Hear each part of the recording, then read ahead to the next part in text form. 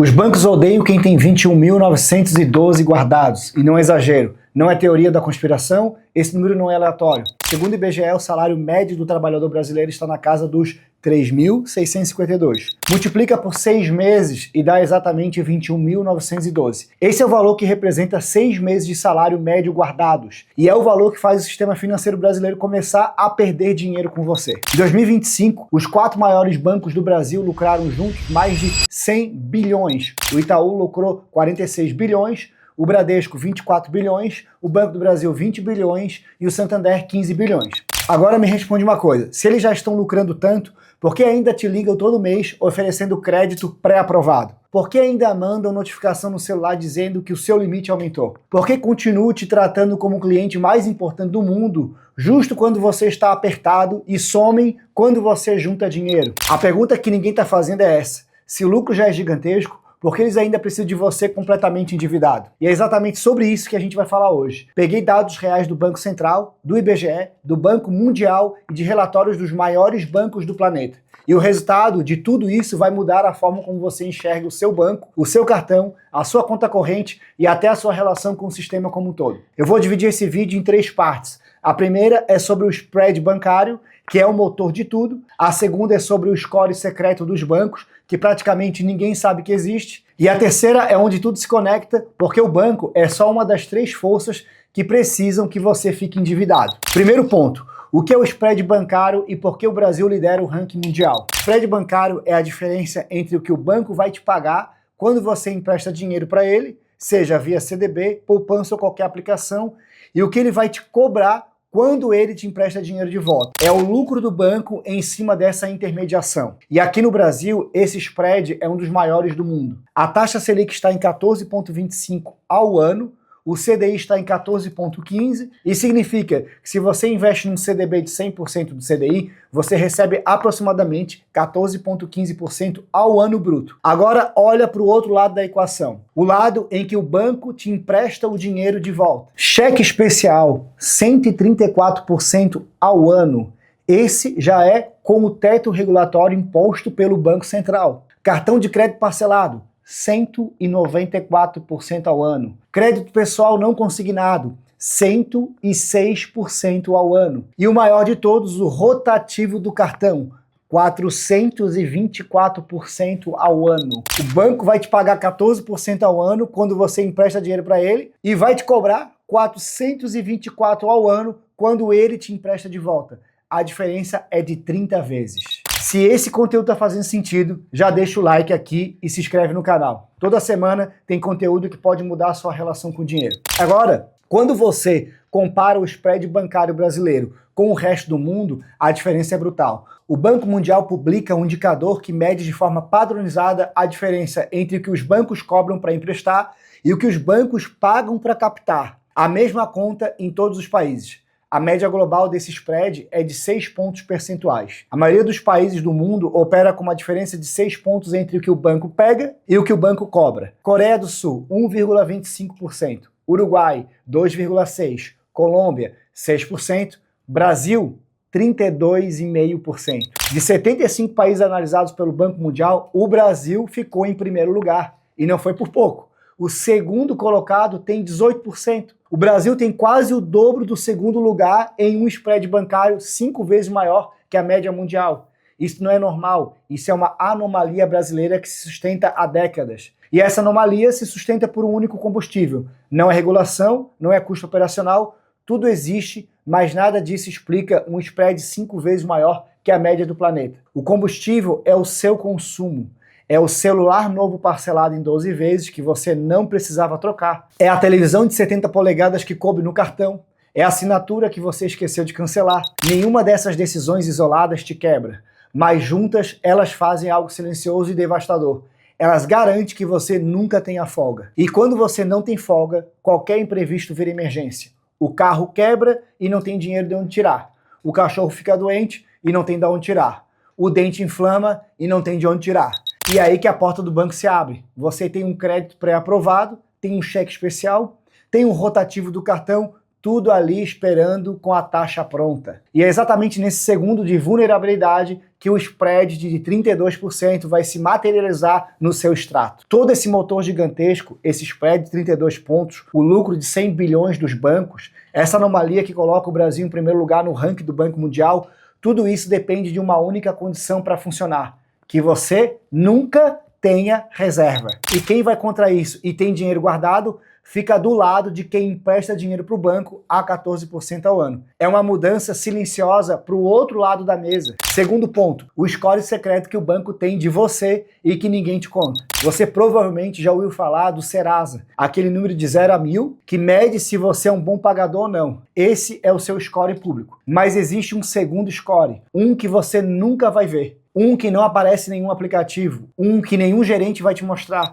e que na prática importa muito mais para o banco do que aquele número do Serasa. Ele se chama Score Interno de Rentabilidade do Cliente. Em linguagem técnica, é um modelo matemático que todo banco grande no Brasil roda para descobrir não se você paga, mas quanto você vale em lucro para ele. Deixa eu te dar um exemplo para você sentir o tamanho dessa diferença. Imagina dois clientes do mesmo banco. Os dois têm um score no Serasa acima de 800. Os dois pagam tudo em dia. Os dois são considerados bons pagadores. O primeiro ganha 5 mil, gasta 5.200 e cobre a diferença todo mês com o rotativo do cartão ou com cheque especial. Ele nunca atrasa. Ele parcela a fatura quando aperta. Usa o crédito pré-aprovado de vez em quando. Para o Serasa, ele é nota alta. Para o banco, ele é ouro, porque cada mês que passa, esse cliente entrega juros, entrega tarifa, entrega receita previsível, recorrente e garantida. Ele é a assinatura mais lucrativa que o banco tem. O segundo ganha os mesmos 5 mil, gasta 4.200, tem 30 mil guardado num CDB,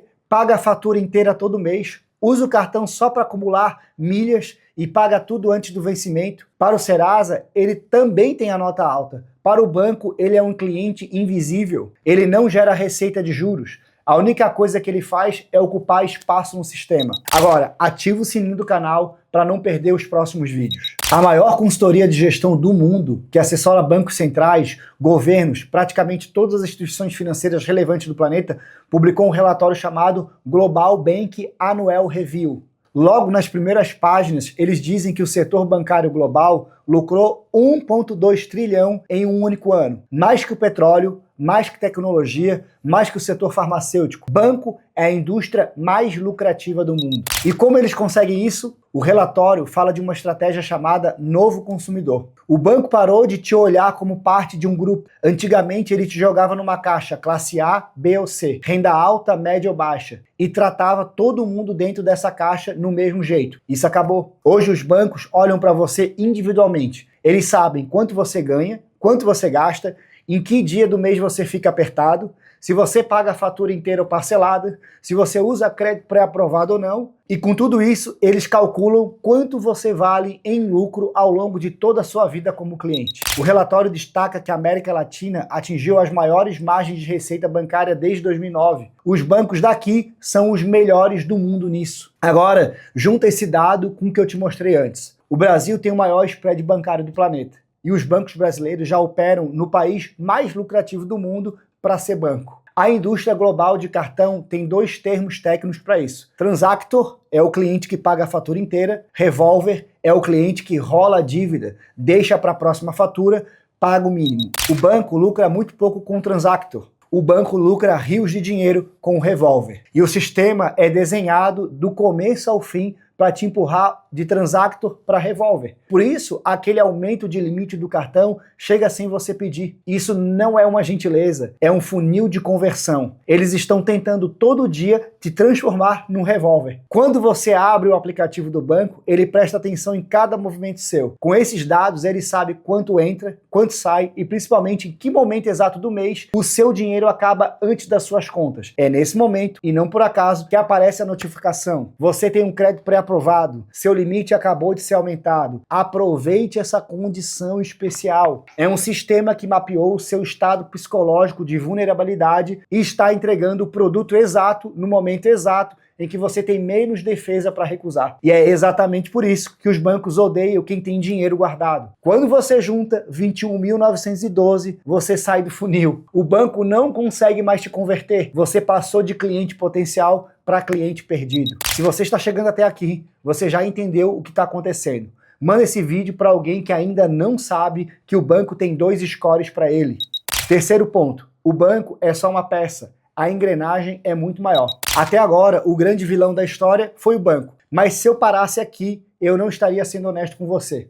O banco não é o único interessado em te manter sem dinheiro guardado. Ele é só uma peça de engrenagem com 3 partes. A peça número 1 são as empresas. A economia depende de assalariados que consomem o que ganham e o que vão ganhar no futuro. A loja de eletrônico precisa que você compre a geladeira em 12 vezes. A loja de carro precisa que você financie em 60 parcelas. A loja de imóveis precisa que você compre o sofá hoje para pagar daqui a 6 meses. Quando você tem dinheiro guardado, você muda completamente o seu padrão de consumo. Você espera a promoção, compara preços, paga à vista para negociar desconto e simplesmente não compra o que não cabe no orçamento. Você para de ser o cliente ideal do varejo. A peça número 2 são os bancos. Já expliquei ao longo de todo esse vídeo. E a peça número 3 é o governo. E não estou dizendo que existe uma sala fechada com um político planejando te manter pobre. Não é isso. Mas o fato é que a carga tributária brasileira está em torno de 33% do PIB, considerando uma das mais altas do mundo. E boa parte dessa arrecadação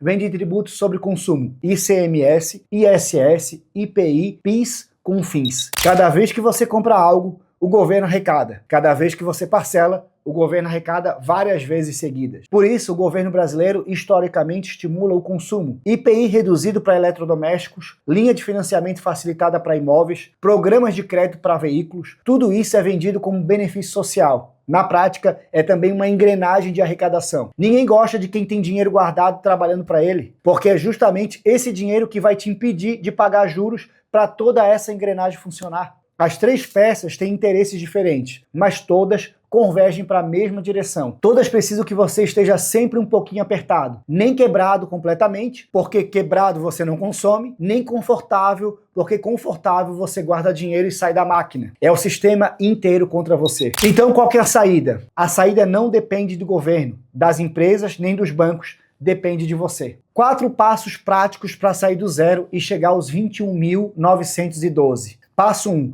estancar a sangria. Antes de começar a juntar qualquer coisa, você precisa parar de sangrar. Se você tem dívida no rotativo do cartão, não existe investimento no mundo que renda mais do que os juros dessa dívida. Você precisa quitar o quanto antes. Se não consegue quitar, troca a dívida cara por uma dívida barata. O crédito consignado cobra em torno de 30% a 40% ao ano. O rotativo do cartão cobra 424. Matematicamente, é o único caminho possível. Não é o ideal, mas trocar uma dívida que explode por uma que é administrável, ok. Passo 2. Se pagar primeiro. A maioria das pessoas faz errado. Recebe salário, paga as contas e tenta guardar o que sobrou. Isso não funciona porque o ser humano se adapta à renda e qualquer despesa nova preenche o espaço que existe. O correto é o oposto. Você recebe o salário e no mesmo dia, antes de fazer qualquer outra coisa, transfere uma quantia fixa para uma conta separada. Pode ser 100, 300, 500 reais. O valor importa menos do que começar. Depois é que você vive com o que sobra. Passo 3. Onde colocar essa reserva?